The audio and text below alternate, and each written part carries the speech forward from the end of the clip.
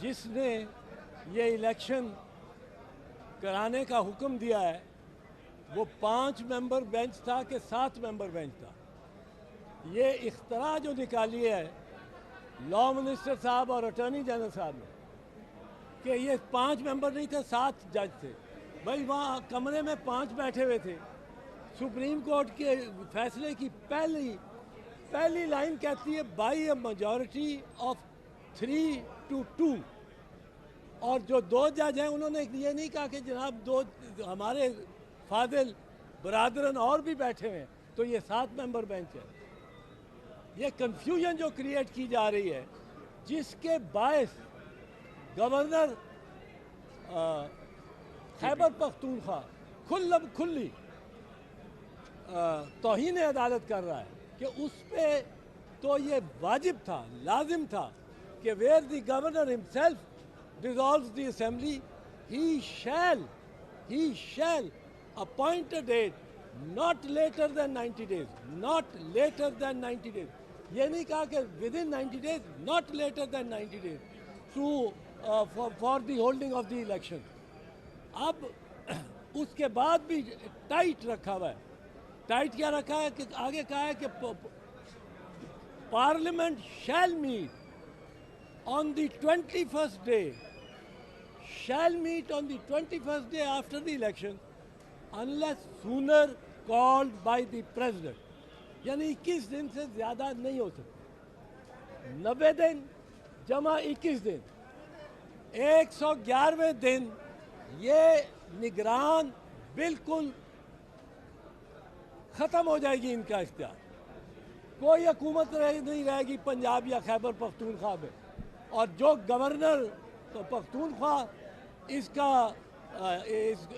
इसकी कोशिश, जिनकी कोशिश है कि ये तूल पकड़े 90 दिन वाला, वो भी तौहीन सुप्रीम कोर्ट कर रहे हैं। 5 जजेस का बेंच था। हतमी तौर पे हम ये बताना चाहते हैं। इस पे मैं एक चीज़ और आपको अर्ज कर दूं, ये मेरी बात गौर से सुनो।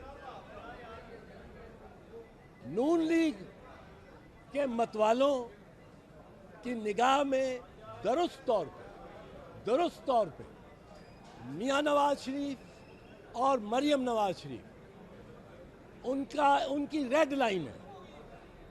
उनको कुछ आंच भी आती है तो नून लीग के साथ हम भी होंगे और हम दुआ गो हैं उनकी जिंदगियों की। मेरे लिए बतौर पीपल्स पार्टी इसी तरह रेड लाइंस हैं अराउंड चेयरमैन बिलावल और प्रेसिडेंट आसिफ अली जरदारी। इनको कुछ हुआ तो वो सारा माहौल फिर हमारे काबू में शायद ना रहे। इसी तरह इमरान खान के इर्द गिर्द एक रेड लाइन है।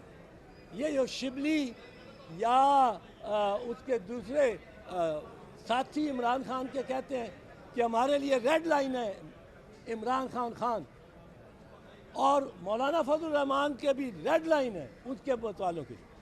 एक मैं अर्ज करना चाहता हूँ, जो साजिशें अब हो रही हैं वो चीफ जस्टिस ऑफ पाकिस्तान के खिलाफ हो रही हैं। मैं पाकिस्तान के वकला की जानिब से ये उनका दर्द जानते हुए अर्ज करना चाहता हूँ कि चीफ जस्टिस ऑफ पाकिस्तान हमारी रेड लाइन है। उसके खिलाफ साजिशें हुई। उसके फैसले को, ये जो फैसला आया है जिसके तहत इलेक्शन पंजाब का हो रहा है, इसको कुछ डाइल्यूट करने की कोशिश की गई। इलेक्शंस को किसी बहाने 90 दिन से ज़्यादा करने की कोशिश की गई।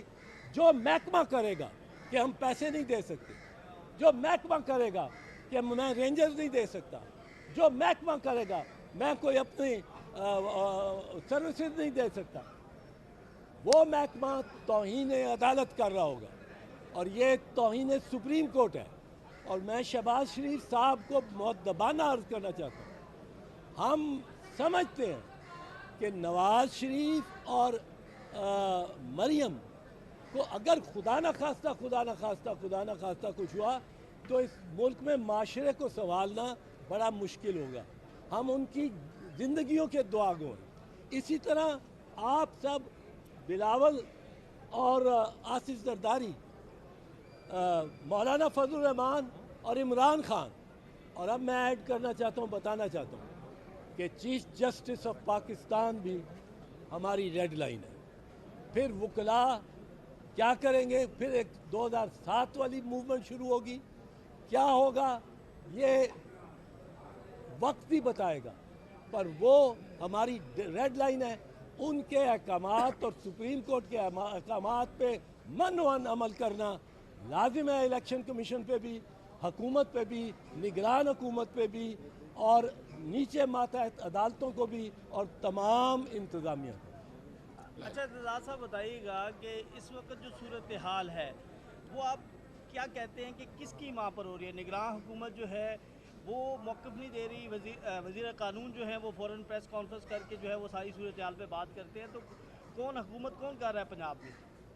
निगरान ये जो आपने लॉ मिनिस्टर की बात की है, वो तो बड़ा अच्छा शाइस्ता आदमी शख्स है, पर मैं हैरान हूँ कि उसने ये किस तरह, जहाँ 5 जज बैठे थे वहाँ 7 कैसे बना दिए। किसी ने देखा, किसी कैमरे की आंख ने देखा, वहाँ 2 दिन बहस होती रही, तो वो 7 जज थे, वो 2 दूसरे जजों की रूहें साथ बैठी हुई थी, हमें तो नज़र नहीं आए। हमने तो किसी ने कोई नहीं मिला जो उस बेंच की, वो रिकॉन्स्टिट्यूटेड बेंच था, यानी री नोटिफाइड बेंच था, उस पर कोई एतराज़ 5 मेंबर्स ने कोई नहीं किया। वो जो एतराज़ था ये उसकी वजह से चीफ जस्टिस ऑफ पाकिस्तान को, जो उस बेंच के सरबराह थे, उनके ख़िलाफ़ अब साजिशें शुरू हो गई हैं कि इनको किसी तरह, आपको ऑडियो टेप भी लाएंगे। ऑडियो टेप मैन्युफैक्चर किस तरह होती हैं वो आपने देखा, जो साकिब निसार साहब की उन्होंने दी ऑडियो टेप, वो 4 घंटे के अंदर अंदर जो ये थे, एक चैनल था समा टीवी, 4 घंटे के अंदर अंदर उन्होंने कट एंड पेस्ट जॉब निकाल के सारा सामने कर दिया। ये मैन्युफैक्चर हो रही है। मैन्युफैक्चर कहाँ हो रही है? ये एक ही अभी तक सियासतदान ने क्लेम किया है कि मेरे पास और भी मटीरियल है बहुत कुछ, एक ही ने किया है, हमारे पास तो नहीं है, हम तो नहीं ऐसी चीज़ें बनाते, पर ये बन रही हैं। अब चीफ जस्टिस को इस तरह की थ्रेट्स दी जा रही हैं। ये ऐसा मामला है जिसमें हम वकला पाकिस्तान के फिर अदलिया के साथ खड़े होंगे, चीफ जस्टिस के साथ खड़े होंगे, अंदर भी साजिश होंगी, अंदर भी सुप्रीम कोर्ट में शहबाज शरीफ प्राइम मिनिस्टर ने खुद कहा है कि 2 किस्म के जजेस होंगे, एक जो मियाँ साहब के, मियाँ नवाज शरीफ के खिलाफ है, एक जो उनके हक में है।